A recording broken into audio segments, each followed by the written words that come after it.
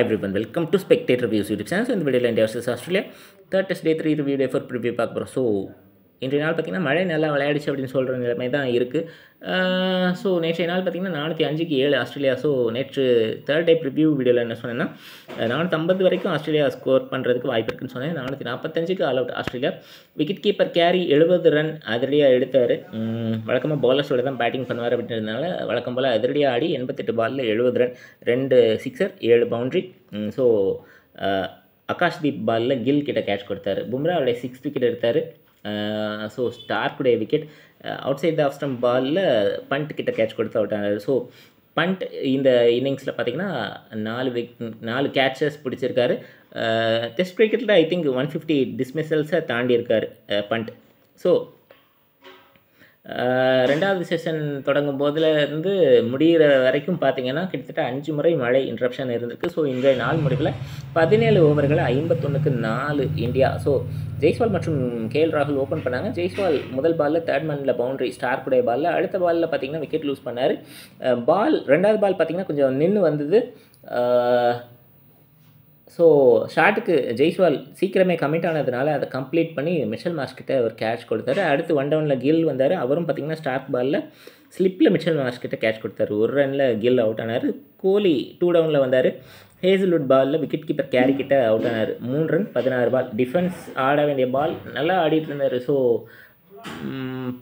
கிட்டத்தட்ட 15 பால் சர்வைவ் ஆனார். பட் 16வது பாலில் திருப்பி அந்த 4th ஸ்டம்ப் லைனில் அவுட் ஆகியிருக்காரு. ஸோ கடந்த 4 வருஷத்தில் பார்த்தீங்கன்னா கிட்டத்தட்ட 60% balls slip, wicket keeper catch கல்லியில் நிறையா, கிட்டத்தட்ட 60%க்கு மேலே டெஸ்ட் கிரிக்கெட்டில் மட்டும் விக்கெட்ஸ் லூஸ் பண்ணியிருக்காரு கோலி. அப்படிங்கும்போது ஐ திங்க் அவருடைய டெக்னிக்ஸ்லாம் தாண்டி ஃப்ளெக்சிபிலிட்டியாக ஆட முடியலையோ அப்படின்னு எனக்கு ஒரு டவுட் இருக்குது. அண்ட் நெக்ஸ்ட்டு 3 டவுனில் பண்ட் வந்தார். 9 ரனில் அவுட் ஆனார் 12 பாலில். பண்ட்டுக்கிட்டையும் பார்த்திங்கன்னா டிஃபென்சிவ் டெக்னிக் கடந்த காலத்தில் நல்லா இருந்திருக்கு. பட் ஸ்டில் அந்த அவுட் ஆன பால் பார்த்திங்கன்னா தொடலாமா வேண்டாமான்னு ஒரு டவுட்லேயே தொட்டு விக்கெட் கீப்பர்கிட்ட கேட்ச் கொடுத்து அவுட் ஆனார். கமின்ஸுடைய விக்கெட் பண்ட். ஸோ இன்றைய நாள் முடிவில் பார்த்திங்கன்னா ஓப்பனர் கேஎல் ராகுல் 33 ரன், 64 பாலில் 4 பவுண்ட்ரி. அண்ட் ரோஹித் சர்மா 6 பாலில் 0 நாட் அவுட். ஸோ இதுதான் இன்றைக்கி நடந்திருக்கு. ஸோ இந்தியா அண்ட் ஆஸ்திரேலியா இன்றைக்கி செய்த விஷயங்கள் அப்படின்னு பார்க்கும்போது பவுலிங் சேஞ்ச் பொறுத்த வரைக்கும் பும்ரா அண்ட் ஜடேஜா ஸ்டார்ட் பண்ணியிருக்காங்க. ரொம்ப சர்ப்ரைஸாக இருந்திருக்கு இந்த மேட்ச் ஃபுல்லாகவே ரோஹித் சர்மாவுடைய கேப்டன்சி.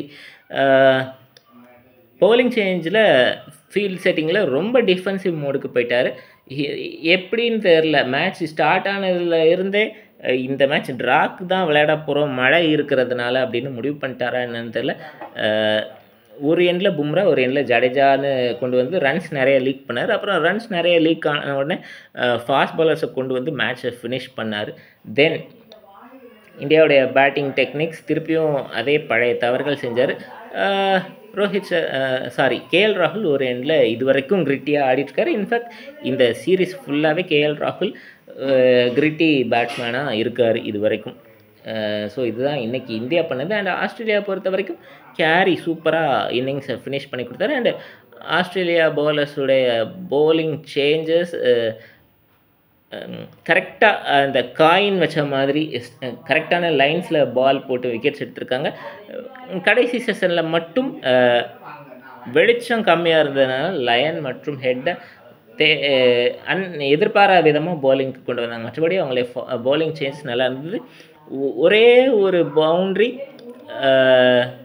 இன்ஃபேக்ட் ஒரே ஒரு ரன் அவுட் வாய்ப்பை தவற விட்டுருக்காங்க. அது மட்டும் பயன்படுத்தியிருந்தாங்கன்னா ரோஹித் சர்மாவும் அவருடைய விக்கெட் இழந்திருக்கிறதுக்கு வாய்ப்பு இருந்தது. மற்றபடி பவுலிங் அண்ட் ஃபீல்டிங் இன்றைக்கி ஆஸ்திரேலியா நல்லா பண்ணியிருக்காங்க. ஸோ நாளைக்கு மேட்ச் பொறுத்த வரைக்கும் அடுத்த 2 நாளும் மழைக்கு நல்ல வாய்ப்பு இருக்குது.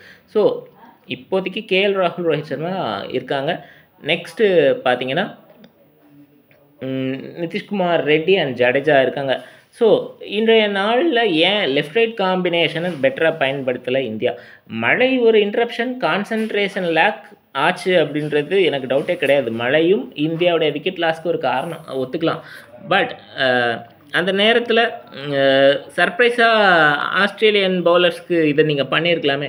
ஒரு லெஃப்ட் ரைட் காம்பினேஷன் நடுவில் கொண்டு வந்துருந்தீங்கன்னா இப்போது ஜெய்ஸ்வால் அவுட் ஆன உடனே கில் வந்தார். கில் அவுட் ஆன உடனே ஏன் கோலிக்கு பதிலாக ஒரு பண்ட்டை கொண்டு வந்திருக்கலாம். அண்ட் அதே போல் பண்ட் அவுட் ஆன பிறகு ஒரு ஜடேஜாவை கொண்டு வந்திருக்கலாம். ஸோ இந்த மாதிரி லெஃப்ட் ரைட் காம்பினேஷன் பிளேயிங் 11ல் வாய்ப்பு இருக்கும்போது அதை செஞ்சுருக்கலாம். அதை செய்ய தவறிட்டாங்க. ஸோ இப்போதைக்கு கேஎல் ராகுல், ரோஹித், நிதிஷ்குமார் அண்டு ஜடேஜா 4 பேரும் இருக்காங்க. ஸோ இவங்க முடிஞ்ச வரைக்கும் க்ரீஸில் டைம் ஸ்பெண்ட் பண்ணணும். மழை இல்லை அப்படின்னா அவங்களுடைய முதல் டார்கெட் இன்னும் 195 ரன் எடுத்து ஃபாலோ ஆனால் அவாய்ட் பண்ணணும். ஏன்னா இப்போ மழை அதிகமாக 2 நாள் இருக்க போகுது அப்படின்றதுனால ஆஸ்திரேலியன் பவுலர்ஸ் கண்டிப்பாக ஃபாலோ ஆன் பண்ண வைக்கணும் இந்தியாவை அப்படின்றது தான் பிளானாக இருக்கும். ஸோ முதல்ல இந்த 4 பேட்டர்ஸும் எவ்வளோ நேரம் க்ரீஸில் கடத்த முடியுமோ கடத்தி அந்த 195 ரன்னை எடுத்துட்டு தான் அந்த 455க்கு 445 பற்றி யோசிக்கணும். ஸோ அதை நாளைக்கு செய்யணும். அண்ட் ஆஸ்திரேலியா பொறுத்த வரைக்கும் பெருசாக டவுட் இல்லை. பார்ட்னர்ஷிப்ஸை ஏர்லியராக பிரேக் பண்ணணும்னு தான் பிளான் போடுவாங்க. ஸோ டைட் லைன்ஸில் ஃபீல்டர்ஸ் வைப்பாங்க. ஃபாஸ்ட் பாலர்ஸை வச்சு தான் கண்டினியூ பண்ணுவாங்க. இதுதான் அவங்களுடைய பிளானாக இருக்கும். பார்க்கலாம் என்ன நடக்க போகுது அப்படின்றது. உங்களுடைய கருத்துக்கள் ப்ரெடிக்ஷன்ஸ் கமெண்ட் செக்ஷனில் பற்றி செய்யுங்க. உங்களுக்கு இந்த வீடியோ பிடிச்சிருந்தா லைக் பண்ணுங்கள், ஷேர் பண்ணுங்கள், கமெண்ட் பண்ணுங்கள், சப்ஸ்கிரைப் பண்ணுங்கள். சப்ஸ்கிரைப் பண்ணாங்க சப்ஸ்கிரைப் பண்ணிட்டு பக்கத்தில் இருக்க பெல் ஐக்கனை கிளிக் பண்ணுங்கள். நாங்கள் வீடியோஸ் போடும்போது நோட்டிஃபிகேஷன்ஸ் வரும். தேங்க்யூ ஸோ மச் ஃபார் வாட்சிங்.